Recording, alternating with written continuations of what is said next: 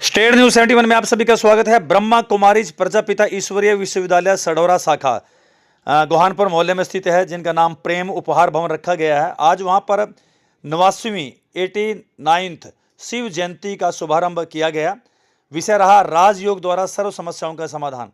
और वक्तव्य देने के लिए अम्बाला कैंट से बीके सैली बहन जी, रायपुरानी से बीके बहन किरण जी, रायपुरानी से वो पधारे। अध्यक्षता स्थानीय सेंटर की संचालिका बीके सुलोचना बहन जी की रही और बहुत धूमधाम से यहाँ पर केक काटा गया, ध्वज फहराया गया। तो देख सकते हैं इस वक्त केक काटा जा रहा है और 89 शिव जयंती का शुभारंभ केक काटकर साथ ही ध्वजारोहण की रस्म भी आपको दिखाएंगे धूमधाम से। काफ़ी संख्या में यहाँ पर ब्रह्मा कुमारी जी प्रजापिता ईश्वरीय विश्वविद्यालय है जुड़े लोग, समर्थक, उनके मानने वाले यहाँ पर पहुँचे। आमजन भी, गणमान्य लोग भी यहाँ पर उपस्थित रहे। तो देख सकते हैं इस वक्त ध्वजारोहण की रस्म बीके सैली बहन, बीके किरण बहन, साथ ही बीके सुलोचना बहन द्वारा इस वक्त संपन्न की जा रही है। तो आप देख सकते हैं ध्वजारोहण इस वक्त किया जा रहा है।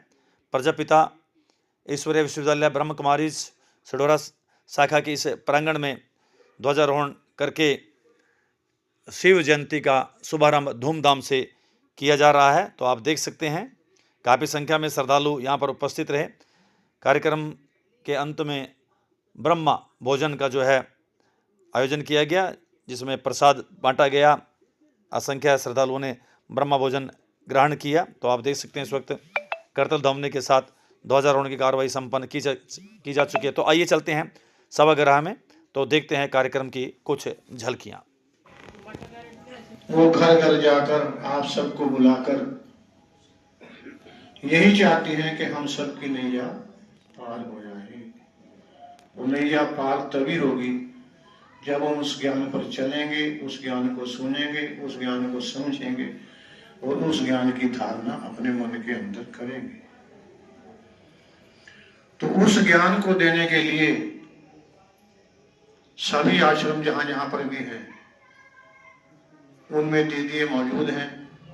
सबसे पहले यहाँ पर एक 7 दिन का कोर्स कराया जाता है, जिससे हमारी ये भवसागर से नैया पार हो। तो आज आपको जो हमारे बीच में दीदी आई हुई हैं, ये हमारी गागर को सागर में भरेंगी हमारे अंदर। तो सब ध्यान से इन बातों को सुने। आप सभी का स्वागत है।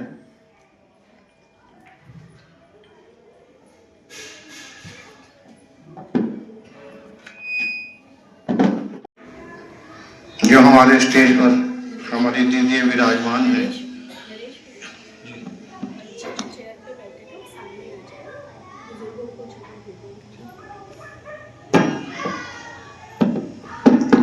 मैं बच्चों से प्रार्थना करूंगा कि वो आगे आकर के बैठ सकते हैं, तो आगे आकर के बैठें। और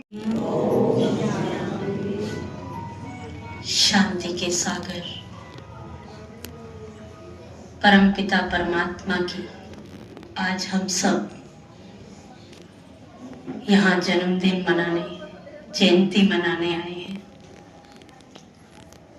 तो उससे पहले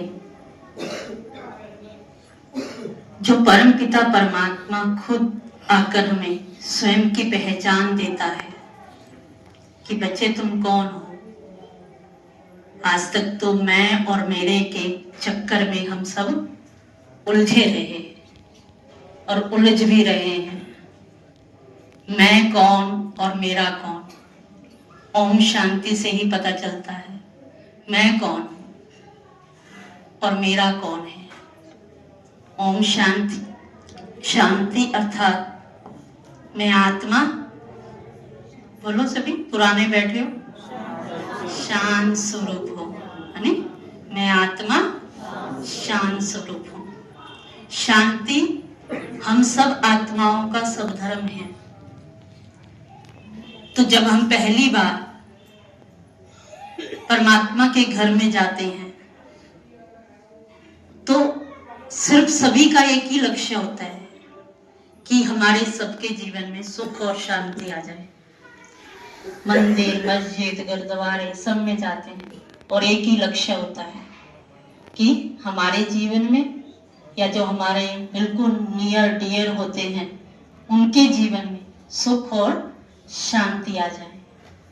कई लोग अपने लिए नहीं जाते, दूसरों के लिए जाते हैं और दूसरों के लिए जाकर कहते हैं उसके जीवन में सुख और शांति आ जाए। तो हमारा परम पिता परमात्मा तो आकर हमें स्वयं की पहचान सबसे पहले देता है कि तुम हो ही शांत स्वरूप आत्मा,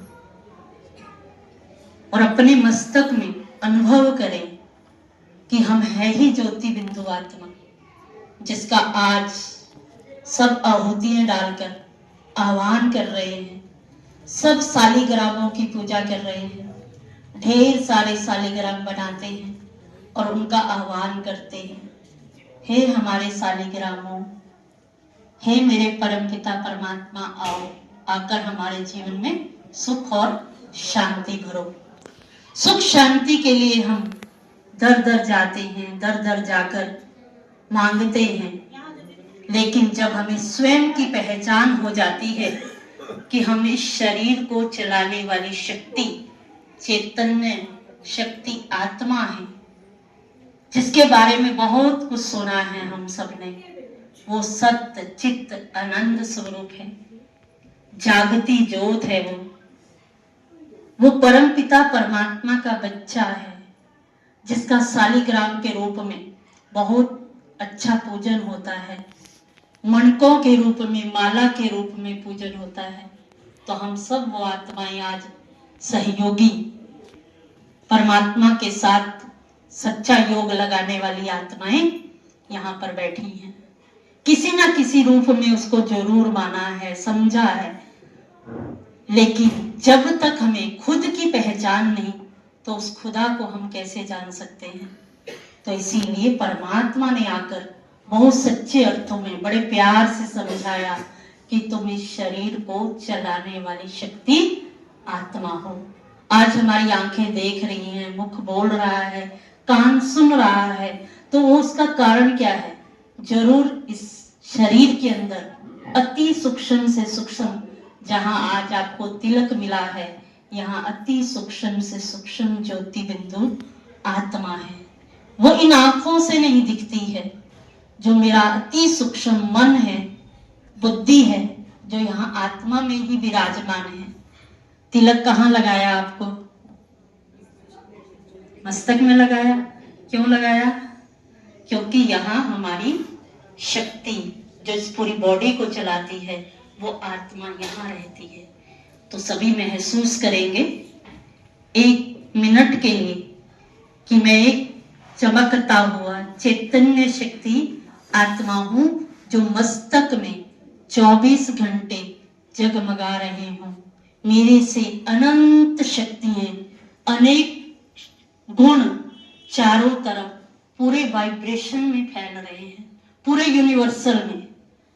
बैठी मैं यहाँ हूं शरीर से, पर मेरी आत्मा से जो वाइब्रेशन निकल रहा है वो चारों तरफ पूरे विश्व के अंदर फैल रहा है। यदि बीच बीच में हम ये अभ्यास करते हैं, हमें खुद की पहचान हो जाएगी। और यही परमात्मा ने हम सब बच्चों को आकर आज से 88 साल पहले बताया था। बीपी की वजह क्या है?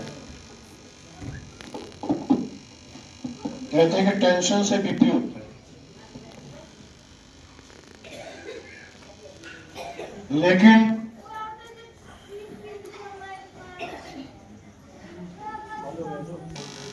लेकिन अब आप ये बात देखो, मैं इस चीज को एनालाइज जब करता हूं तो मैंने अपने अनुभव में ये चीज पाई है कि टेंशन से बीपी नहीं होता। ये आज जितनी भी तकलीफें हमें हो रही हैं, ये सब हमारा जो खान पान जहरीला हो गया है, केमिकल युक्त जो हमारा खान पान हो गया है, यही हमारे शरीर की सारी विकृतियां पैदा करता है। अब इसका उदाहरण मैं एक बात क्यों कह रहा हूं कि अब आप ये बात देखो, जो गाय है या भैंस है, उन्हें कोई टेंशन है तो उन्हें भी हार्ट अटैक होने लग गया है। और उसकी वजह क्या है? क्योंकि जो घास वो खा रही है वो भी केमिकल युक्त है। टेंशन इसका कारण नहीं है। आज हर आदमी आर्थिक रूप से बहुत संपन्न है और सभी ने वो समय भी देखा कि जब पैसा नसीब नहीं होता था तो टेंशन तो उस समय होती होगी परिवार को पालने की। मैं एक छोटी सी बात आपके साथ शेयर करना चाहूंगा। ये बात मैंने एक दूसरे रीजन से भी कही। एक बार मैं, काफी पुरानी बात है, अपने बाबा जी के पास बैठा हुआ था। इतवार का ही दिन था और दोपहर में खाना खा के हम बैठक में लेटे हुए थे। तो मेरे बाबा जी ने मुझसे ये बात पूछी कि भाई तुम अखबार वगैरह पढ़ते हो, तो ये जो आजकल हार्ट अटैक वगैरह होने लग गया है तो डॉक्टर लोग इसकी क्या वजह बताते हैं? तो हमारी उम्र उस टाइम छोटी ही थी। हमने कहा जी डॉक्टर तो एक ही बात कहते हैं कि इसके दो कारण हैं, एक टेंशन और एक मोटापा। तो मेरे बाबा जी ने मुझे ये बात कही कि टेंशन इसका कारण नहीं है। और आज ये चीज मेरे सामने आ रही है तो मैं उस बात को देखता हूं कि टेंशन, मैंने कहा जी वजह उसकी आप सबको पता ही है। जो सलौरा निवासी बैठे हैं यहाँ पे कि वो कितनी धार्मिक प्रवृत्ति के और उनका क्या रुतबा शहर में था। कहने लगा भी मेरे से ज्यादा टेंशन मैं नहीं समझता किसी को होगी। कहने लगा मैं एक दिन का था, मेरी माँ मुझे छोड़ के चली गई, मेरी मासी ने मुझे पाला।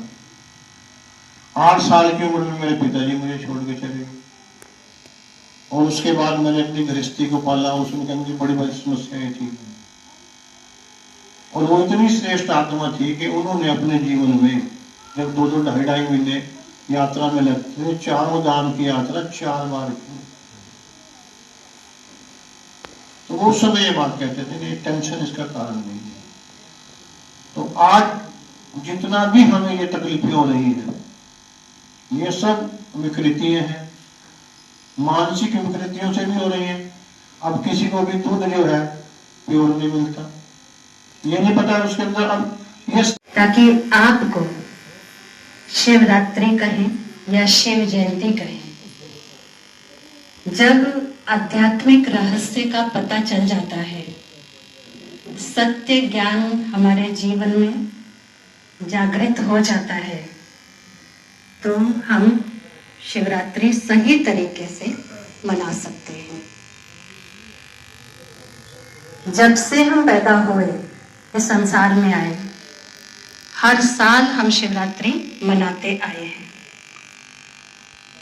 कोई ऐसा साल बीता कि हमने ना मनाया हो, है ना? हर साल शिवरात्रि मना रहे हैं और व्रत भी रखते हैं, उपवास भी करते हैं, जो भी विधि विधान है वो सब कुछ हम अपनाते हैं। इसके बावजूद भी क्या हमारे जीवन में सुख शांति की वृद्धि हुई है या सुख शांति की कमी आई है? क्या कहेंगे? जो समझते हैं वृद्धि हुई है। मैं धन की बात नहीं कर रही, मैं प्रॉपर्टी की बात नहीं कर रही हूं, मैं स्थूल संपदा की बात नहीं कर रही हूं, मैं मन की सुख शांति की बात कर रही हूं। तो क्या कहेंगे, कम हुई है या बढ़ी है? दोनों आवाजें आ रही है। हाँ, कम हुई है। अब दुनिया में देखो, जब हम छोटे बच्चे होते हैं, जब हम छोटे बच्चे होते हैं तो हमें कोई छोटी सी गिफ्ट भी दे दे, जब छोटे बच्चों को चॉकलेट भी मिल जाए तो कितनी खुशी होती है, कितनी खुशी होती है। उस समय उसको लगता है सब कुछ मिल गया, है ना? आज हमारे पास ऐसे चॉकलेट खरीदने के लिए क्या, बल्कि कितना गुना, पदम गुना ज्यादा है ना? सक्षम है ना, हर बात में सक्षम है, बहुत कुछ हम खरीद सकते हैं, इस संसार के बहुत साधन हमारे पास आज उपलब्ध हैं, लेकिन इन साधनों के बावजूद भी क्या हमारे जीवन में सुख बढ़ा है या दुख बढ़ा है? क्या कहेंगे? दुख बढ़ा है। तो जो हम मना रहे हैं, जो भी त्योहार परंपरा से कहते हैं ये चला रहा है, लेकिन आज आपने हरदीप दीदी से क्या सुना? 89th शिवरात्रि, शिव जयंती। अब ये 89th क्यों? किसी से भी पूछा जाए तो कहेंगे ये तो परंपरा से चला रहा है। जो यहाँ 89 वर्ष से ऊपर होंगे उससे पहले भी मनाया होगा। तो ये 89th क्या है? आपने परमात्मा का परिचय पाया, परमात्मा के परिचय में आपको पता चला कि परमात्मा जो अजन्मा है, अकर्ता है, अभोक्ता है, जन्म मरण से वो न्यारा है, वो प्रकाश का पुंज है, वो इस संसार में कण कण में व्यापक नहीं है, वो इस धरा से ऊपर ब्रह्म लोक में, क्योंकि हम सब रोज आरती करते हैं, तो आरती में क्या बोलते हैं? पार ब्रह्म परमेश्वर तुम सबके स्वामी। गाते हैं ना, यही गाते हैं ना। लेकिन अगर दिनचर्या में किसी से पूछा जाए परमात्मा कहाँ है, तो क्या कहते हैं? सबके अंदर है, वो तो सब जगह है और वो तो सब कुछ देख रहा है।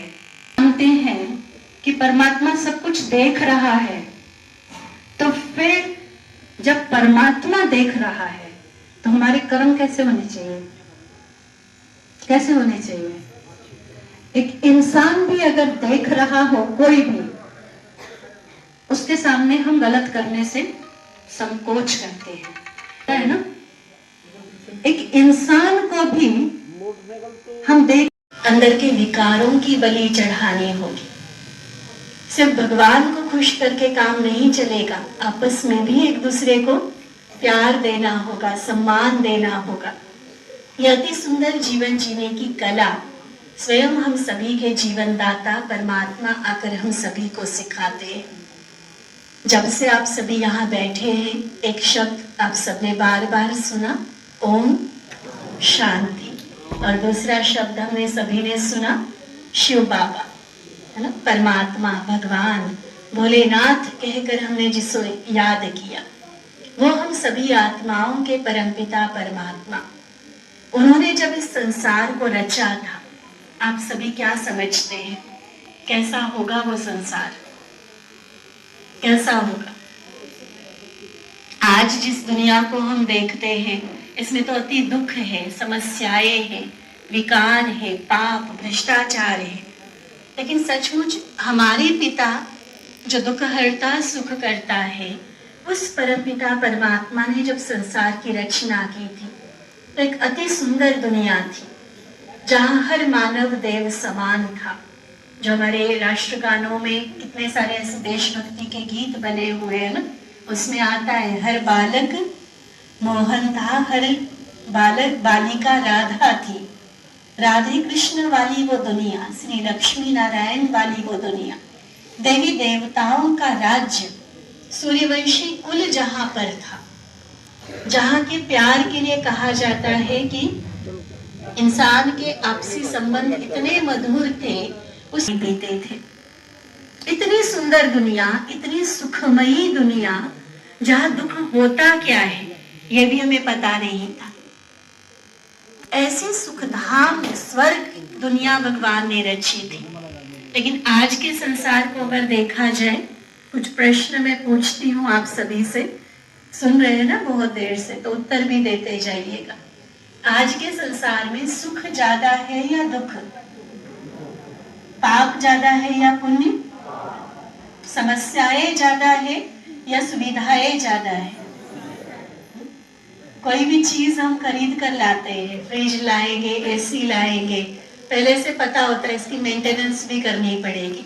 और मेंटेनेंस का सीधा मतलब क्या है कि वो बिगड़ेगी जरूर और उसको फिर रिपेयर करने वाले भी हमें चाहिए होंगे, है ना? तो तो ये आज के संसार की हालत है। चीज है माना समस्या है, रिश्ता है माना प्रॉब्लम है। भगवान की बनाई हुई दुनिया में ये नहीं था। आज अगर हम बैठकर दुनिया की समस्याओं की लिस्ट बनाए ना, कितनी निकलेगी लिस्ट? 10-20 तो निकल आएंगी समस्याएं, या ज्यादा? हजारों समस्याएं हैं आज। आप अगर तन की बीमारी कैटेगरी एक है, लेकिन बीमारियों की ही लिस्ट बना लो, कितनी तरह की बीमारियां हैं। देखो, आंख की बीमारी अलग, कान की अलग, फिर आंख का डॉक्टर अलग होगा, आंख के डॉक्टर में भी रेटिना का डॉक्टर अलग होगा, वो मोतिया का सर्जरी करने वाला अलग होगा, क्योंकि प्रॉब्लम्स अलग अलग है। कई तरह की बीमारियां जो समस्या के रूप में हमारे सामने आती है। आपसी रिश्ते, जिस संसार के लिए मैंने कहा कि भगवान ने जब बनाया था, शेर गाय भी एक घाट पर पानी पीते थे। आज भाई भाई एक छत के नीचे रहकर खुश नहीं है। 60-70-100 लोगों का परिवार एक छत के नीचे रहता था, वो भी हमारे बड़े बुजुर्गों ने देखा होगा। और आज क्या होता है? कितने बिखरते जा रहे हैं परिवार। मैं समझती हूँ गांवों में तो फिर भी अभी रहते होंगे इकट्ठे, शहरों में तो ऐसा हाल है कि अकेले रहकर खुश है लोग। शादी भी नहीं, मतलब बहू आने के बाद परिवार अलग हो या ये नहीं, अकेले ही रह रहे हैं कि ना किसी की जिम्मेवारी लो और बस आजाद लाइफ जियो। समस्याओं से बचना चाह रहे हैं, लेकिन वो बचकर कहाँ रह पा रहे हैं? क्या अकेले रहने वाले को समस्या नहीं है ना समस्या? कई तरह के स्वार्थ, विश्वासघात, धोखे, चाहे वो ब्लड रिलेशंस है, चाहे जहां पर हम कार्य करते हैं वहां पर है, गांव में जहां रहते हैं, समाज के साथ जहां हमारे संबंध है, अनेकों तरह की समस्याएं। और इन समस्याओं की जब अति हो जाती है ना, आप सभी सुन रहे थे किरण दीदी से, बहुत स्पष्ट शब्दों में दीदी बता रहे थे, जिसको हम गीता में भी भगवान के वचन के रूप में सुनते हैं, यदा यदा हि धर्मस्य ग्लानिर्भवति भारत अभ्युत्थानं धर्मस्य तदात्मानं सृजाम्यहम्। भगवान ने स्वयं खुद वायदा किया है, हम सबको वचन दिया है कि जब संसार में अधर्म होगा, जब पाप और बुराई अपनी चरम सीमा पर होगा, तब मैं स्वयं इस धरा पर आकर क्या करूंगा? अधर्म का विनाश और सतधर्म की स्थापना करूंगा।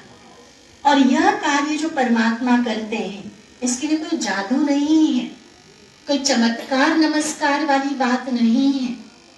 परमात्मा, जिसका एक नाम योगेश्वर भी है, ज्ञानेश्वर भी उसको कहा गया है, तो वो ज्ञानेश्वर योगेश्वर परमात्मा इस संसार में आकर हमें राजयोग का ज्ञान देते हैं, जो सर्व समस्याओं का समाधान के रूप में उभर कर सामने आता है। मैं थोड़ा सा इसको विस्तार से बताना चाहूंगी। आप सबके पास टाइम है, आप सबको ब्रह्मा भोजन मिलने वाला है, इसलिए उसकी चिंता नहीं करना, ठीक है? ध्यान से सुनेंगे सभी।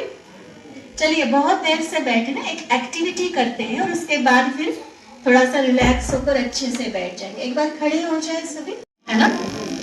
देखिए सभी उसको बड़े प्यार से, वो भोलानाथ परमात्मा सदियों से जिसकी हम भक्ति करते आए, आज हमारी दीदियों ने कितना प्यार से आप सबको समझाया कि वो इस धरा पर आ चुके हैं।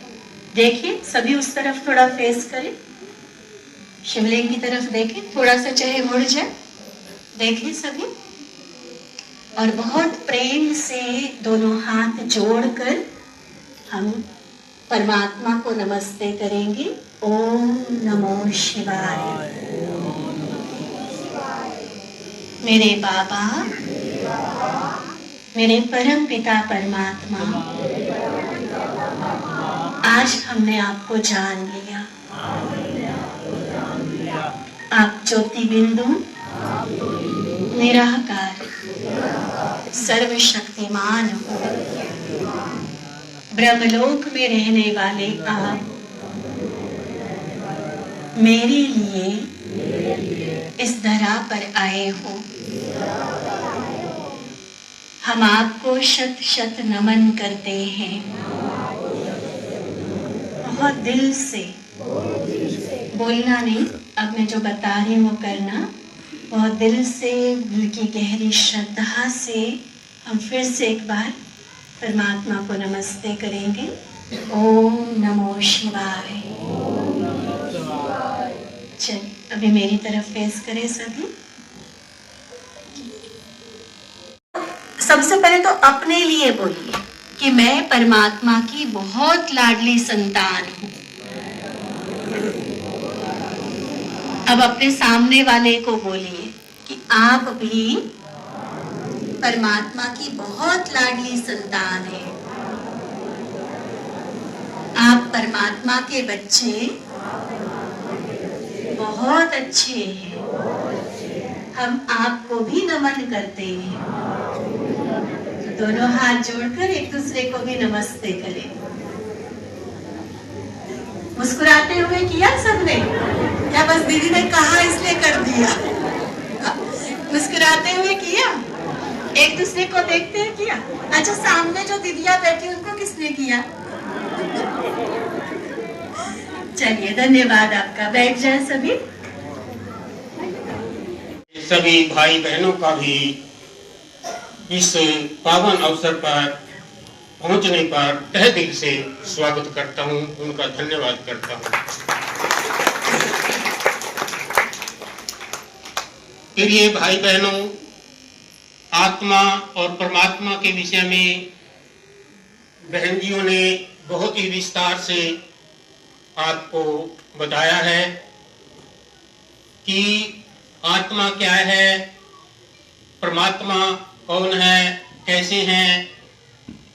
तो हम भी जो है जब कभी किसी से पूछते हैं कि भाई आप कौन हैं, तो तकरीबन सभी ये बताते हैं, अपना नाम बताते हैं, अपना गांव बताते हैं, अपनी जाति धर्म बता के जो है अपना परिचय देते हैं।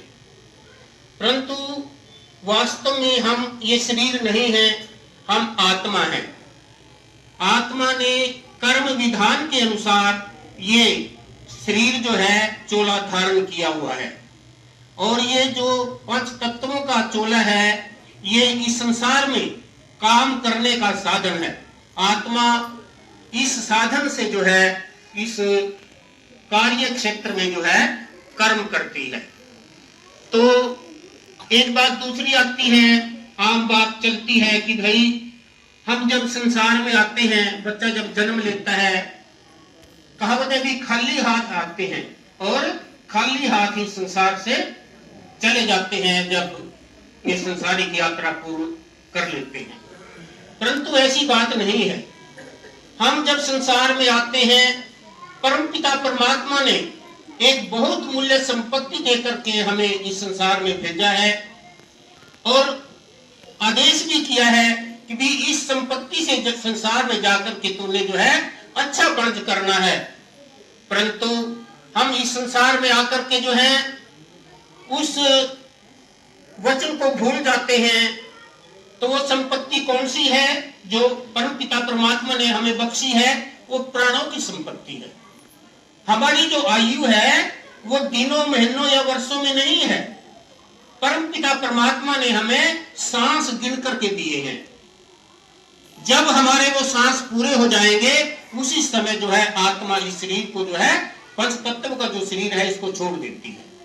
अगर हमारी आयु दिन महीनों या वर्षों में होती फिर तो रात को भी मौत ना होती, दिन पूरा होता, या तड़के में ना होती, यानी कोई फिर दिन पूरे होते तभी मौत होती। परंतु अब तो देखो मौत कभी भी आ सकती है, तड़के में भी, 4 बजे भी, 3 बजे भी, 2 बजे भी, दिन में भी। तो हमारी जो आयु है वो सांसों में जो है सांस हमें पिता परमात्मा की तरफ से मिली हुई है। तो भाई इन सांसों की कीमत भी जो है बहुत उच्च बतलाई गई है कि कहता हूं कह जात हूं, कहूं बजावत ढोल, एक सांस जो गिरता जाए 3 लोक का मोल। एक सांस की कितनी कीमत बताई है? 3 लोक की संपत्ति देकर के भी जो है उसकी बराबरी नहीं होती। तो इतनी बड़ी कीमत जो है एक सांस की बताई गई है। तो परंतु हम जीव जो है इस संसार में आकर के अपने सांसों को कैसे गंवा रहे हैं। 5 शत्रु बतलाए गए हैं, हमारे संत महात्माओं ने बतलाए हैं, काम, क्रोध, मद, मोह, लोभ, अहंकार। ये जो हमारे उस जो संपत्ति है हमारी प्राणों की, उनको लूट रहे हैं। तो एक कविता की 2 लाइनें हैं। राम साहूकार से सांसों की पूंजी लाया है, सच्चा सौदा करता नहीं, झूठ पर ही लगाया है। तू भेजा सी लाल खरीदन नु, पर तू हिंग जवैन दे ढेर लगा बैठा। हुक्म सी नाम कस्तूरी खरीदन दा, पर तू कोयला दे भंडार भर बैठा। वो शाही सौदागरा वे तेरी कही सौदागरी ने, राम हट्टी के चोर बहा बैठा। तो प्यारे भाई बहनों, ये जो सांसों की पूंजी परमपिता परमात्मा ने हमें बख्शी थी, किस लिए बख्शी थी? कि हम लाल हीरे का बंद करें, कि अच्छे कर्म करें संसार में आकर के।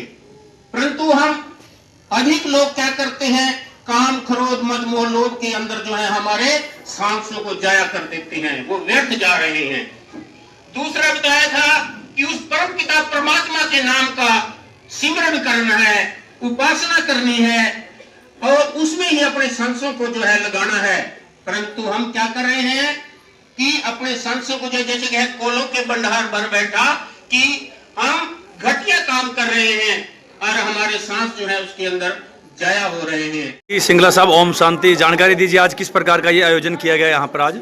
ओम शांति जी। ये हर वर्ष की भांति जी हम शिवरात्रि का पर्व मनाते हैं, शिवरात्रि से पहले। जी जी जी। शिवरात्रि वैसे 26 तारीख को है जी, लेकिन हम आश्रम में 3 दिन पहले या 4 दिन पहले इसलिए मनाते हैं ताकि सबको ये पता लगे कि शिवरात्रि है क्या और क्यों मनाई जाती है। जी जी जी जी। और इसको मनाने का ये पर्व चला कहाँ से, इसका मकसद क्या है। जी जी जी। इसलिए इसको पहले आश्रम में मनाया जाता है। तो आज जी जी, तो बाहर से वक्ता वगैरह आए आज कुछ? हाँ जी, हमारी दीदी आई हैं रायपुर रानी से, किरण दीदी आई जी, अम्बाला से शैली दीदी आए जी, नारायणगढ़ से हरदीप दीदी जी आए और उनके साथ और छोटी दीदी भी आई है जी। तो ध्वजारोहण किया गया, साथ ही ब्रह्म भोज, इसके बारे में?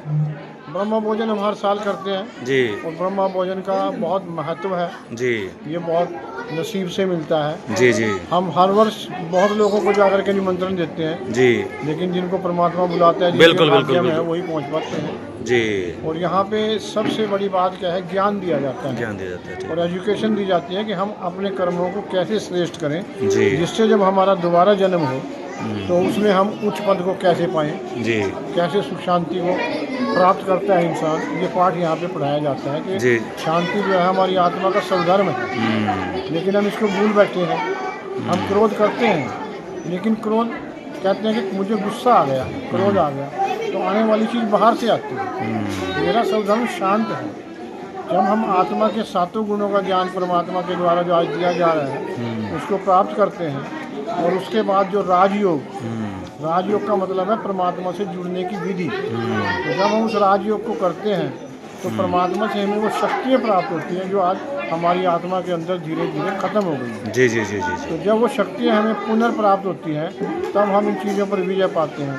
क्रोध पर भी जी, विकारों पर भी, जो 5 विकार काम, क्रोध, लोभ, अहंकार गया, तो इनके ऊपर भी हम विजय प्राप्त करते हैं। जी जी। ये इस वर्ष जो है 89वां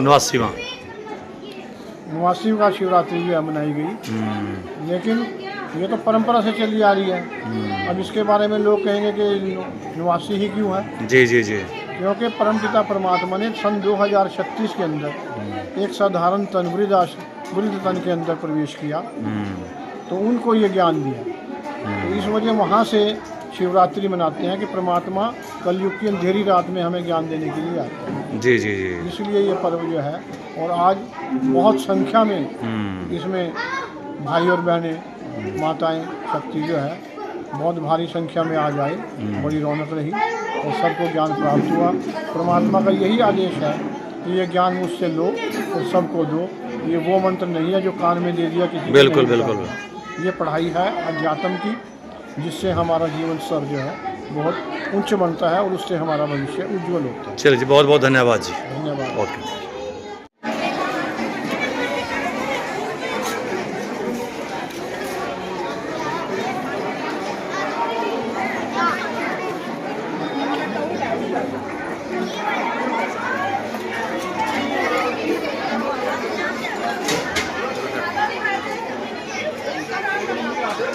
हैं।